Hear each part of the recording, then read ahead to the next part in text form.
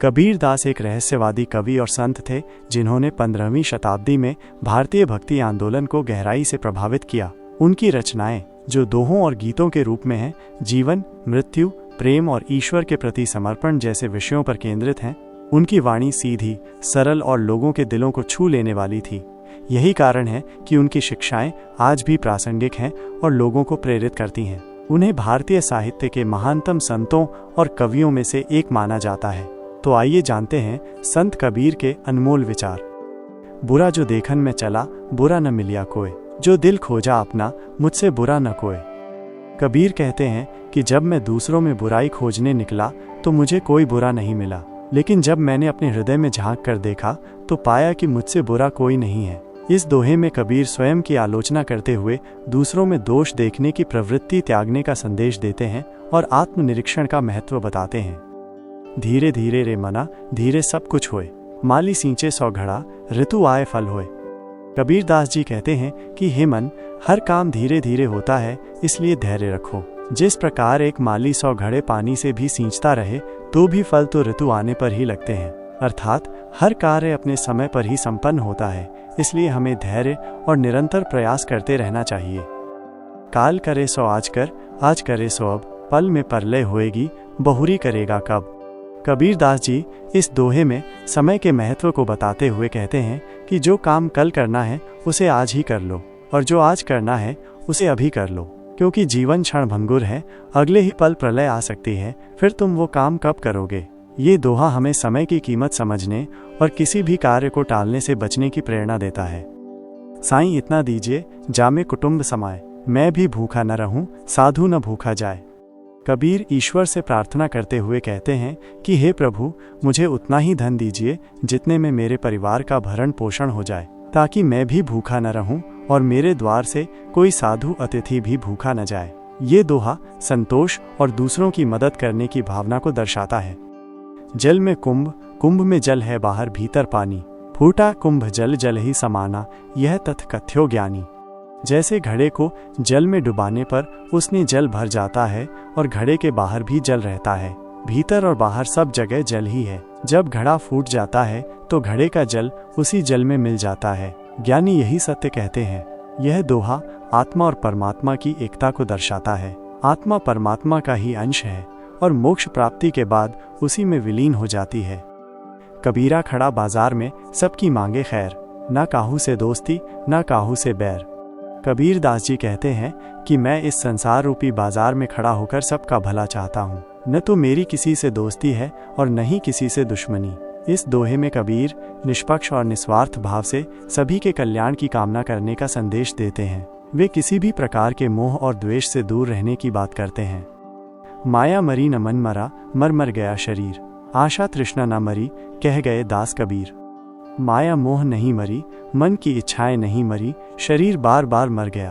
कबीर दास कहते हैं कि आशा और तृष्णा कभी नहीं मरती। ये दोहा सांसारिक मोह और इच्छाओं की अनंत प्रकृति को दर्शाता है। हमें इन पर नियंत्रण रखने का प्रयास करना चाहिए। पोथी पढ़ी पढ़ी जगमुआ, पंडित भया न कोय, ढाई आखर प्रेम का, पढ़े सो पंडित होए। कबीर कहते हैं कि संसार के लोग किताबें पढ़ते पढ़ते मर गए, लेकिन कोई भी सच्चा ज्ञानी नहीं बन सका। जो व्यक्ति प्रेम के केवल 2.5 अक्षर अर्थात प्रेम की भावना को समझ लेता है, वही वास्तव में पंडित और ज्ञानी है। ये दोहा किताबी ज्ञान की अपेक्षा प्रेम और मानवीय मूल्यों को अधिक महत्व देता है। जब मैं था तब हरि नहीं, अब हरि है मैं नाही, प्रेम गली अति संकरी, तामे दो न समाही। कबीर कहते हैं कि जब मेरे अंदर अहंकार, मैं का भाव था, तब मुझे ईश्वर का अनुभव नहीं हुआ, और अब जब मुझे ईश्वर का अनुभव हो गया है तो मेरे अंदर का अहंकार समाप्त हो गया है। प्रेम की गली बहुत संकरी है, उसमें मैं और हरि, अहंकार और ईश्वर दोनों एक साथ नहीं समा सकते। यह दोहा अहंकार को त्याग कर ईश्वर के प्रति समर्पण का महत्व बताता है। पानी केरा बुदबुदा असमानस की जात, देखत ही छिप जाएगा ज्यों तारा प्रभात। कबीर दास जी मनुष्य के जीवन की क्षणभंगुरता का वर्णन करते हुए कहते हैं कि मनुष्य का जीवन पानी के बुलबुले के समान है। जैसे सुबह होते ही तारे छिप जाते हैं, वैसे ही ये जीवन देखते ही देखते समाप्त हो जाएगा। ये दोहा हमें जीवन की अनिश्चितता और क्षणभंगुरता को समझकर अच्छे कर्म करने की प्रेरणा देता है। ऊंचे कुल क्या जन्मिया, जे करनी ऊंच न होए, सुवर्ण कलश सुरा भरा, साधु निंदे सोए। ऊंचे कुल में जन्म लेने से क्या होता है? यदि कर्म ऊंचे न हो, सोने के कलश में यदि शराब भरी हो, तो साधु उसकी निंदा ही करेंगे। ये दोहा कर्म की महत्ता को दर्शाता है। केवल ऊंचे कुल में जन्म लेने से कोई श्रेष्ठ नहीं होता, बल्कि श्रेष्ठता अच्छे कर्मों से प्राप्त होती है। तिनका कबहू न निंदिए, जो पांव तले हुए, कबहू उड़ी आंखें पड़े, तो पीर घनेरी होए। उस छोटे से तिनके की भी कभी निंदा मत करो, जो तुम्हारे पैरों के नीचे पड़ा हो। यदि कभी वह उड़कर आंख में पड़ जाए, तो बहुत पीड़ा देगा। ये दोहा हमें किसी को भी छोटा या कमजोर न समझने की सीख देता है। हर किसी का अपना महत्व होता है और कभी भी किसी से हानि पहुंच सकती है। जिन खोजा तिन पाइया, गहरे पानी पैठ, मैं बौरी डूबन डरी, रही किनारे बैठ। कबीर कहते हैं कि जिन्होंने गहरे पानी में उतरकर प्रयास किया, उन्होंने ही कुछ पाया है। मैं तो मूर्ख किनारे पर बैठी डूबने के डर से प्रयास ही नहीं कर सकी। इस दोहे में कबीर परिश्रम और प्रयास के महत्व को बताते हैं। जो व्यक्ति कठिनाइयों से डरकर पीछे हट जाते हैं, वे कुछ भी प्राप्त नहीं कर पाते।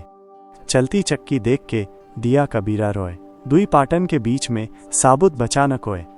चलती हुई चक्की को देखकर कबीर रो पड़े। दो पाटों के बीच में कोई भी साबुत नहीं बचता।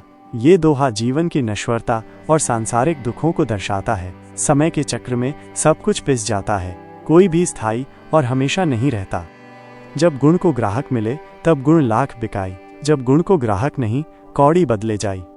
जब गुण का कद्रदान मिलता है, तो गुण लाखों में बिकता है, लेकिन जब गुण का कद्रदान नहीं मिलता, तो वह कौड़ी के बदले भी चला जाता है। ये दोहा गुणों के महत्व और उनके उचित मूल्यांकन की आवश्यकता को बताता है। सही व्यक्ति ही गुणों की पहचान और कद्र कर सकता है।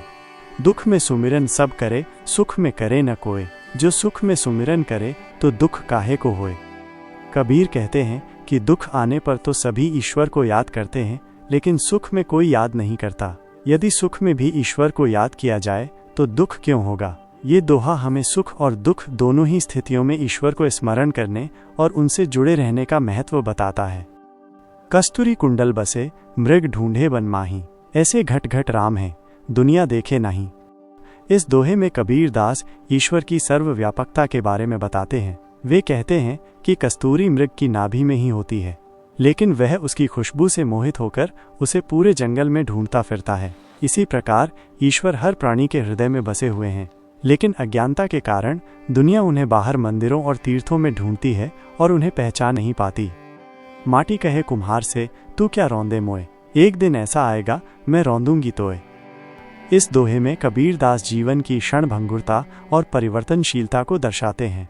मिट्टी कुम्हार से कहती है कि आज तू मुझे रौंद रहा है और अपनी इच्छा अनुसार आकार दे रहा है, लेकिन एक दिन ऐसा आएगा जब समय का चक्र घूमेगा और मैं तुझे रौंदूंगी, अर्थात मृत्यु तुझे अपने वश में कर लेगी।